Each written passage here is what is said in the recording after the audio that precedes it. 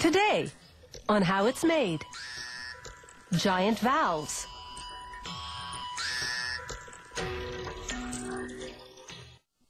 Valves control the flow of liquids and gases through pipes and tubes. They're so much part of our lives, we hardly think twice about them. But a faulty valve in an airplane or chemical plant could be catastrophic. Valves must be precision-made and trouble-free, whether it's small enough to fit inside the human body or as big as a car. Many gate valves use hand wheels to control the flow. Turning this wheel opens or closes a gate or wedge inside the valve body.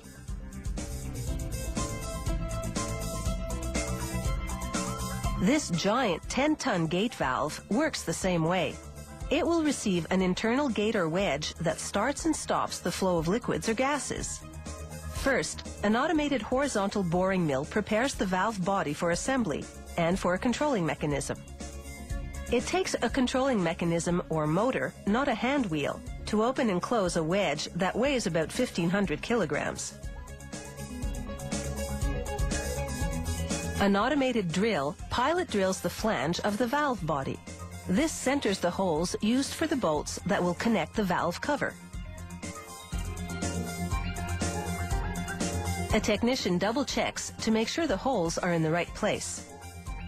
Then an automated spade drill starts penetrating the flange. Coolant prevents the steel from heating up and removes steel chips from inside the perfectly centered holes.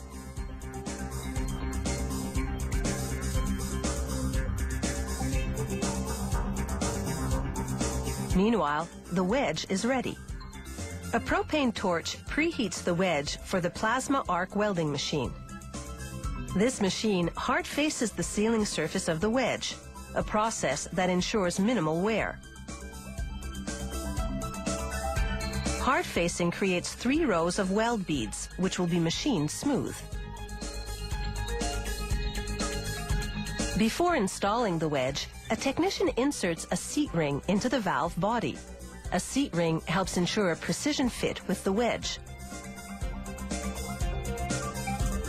The ring fits into the grooved body cavity. Then the technician sets another seat ring in place. Before the wedge goes in, a semi-automatic welding machine welds the 2 seat rings into place using a rotating positioner. Then a lapping machine inserted into the valve body polishes each seat ring to guarantee their finish is flat and smooth.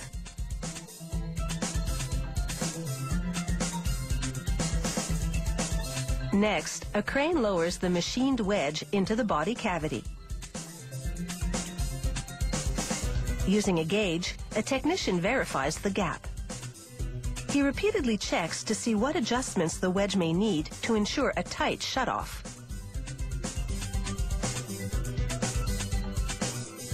Another technician installs a sealer gasket to prepare the valve body for the cover or bonnet. Now he begins the final assembly. A fully adjusted wedge with the stem attached fits perfectly in between the 2 seat rings. This stem will connect to the controlling mechanism that opens and closes the valve. A crane lowers the bonnet with attached yoke assembly onto the body. Its studs fit exactly into the holes that were drilled into the valve's flange at the start.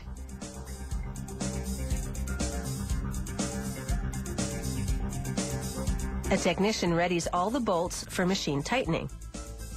Then he greases the top part of the stem.